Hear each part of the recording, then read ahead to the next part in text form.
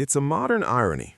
We are more digitally tethered than any generation in human history, yet rates of loneliness are skyrocketing. We carry the entire world in our pockets, but that connection often feels more like a broadcast than a conversation. Here is a breakdown of why our digital closeness often results in emotional distance. The illusion of intimacy. In a world of likes, shares, and scene receipts, we often mistake connectivity for connection. Digital interactions are frequently low stakes and transactional. They lack the physiological feedback, like eye contact, touch, and tone of voice, that triggers the release of oxytocin, the bonding hormone. When we replace a deep hour-long coffee date with a series of fragmented text messages, our brains don't receive the same nourishment, leaving us hungry for a sense of belonging that 5G simply can't provide. The comparison trap. Social media functions as a global stage where everyone is showing their highlight reel while we experience our own behind the scenes. This creates a psychological gap known as social comparison. We scroll through curated images of travel, success, and community, which can lead to a distorted perception that everyone else is living a fuller life.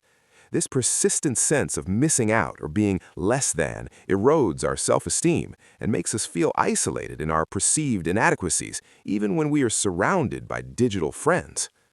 The death of vulnerability. True connection requires the risk of being seen, flaws and all. However, the internet encourages performative living. We filter our photos and edit our thoughts to fit an idealized persona, which creates a barrier to authenticity.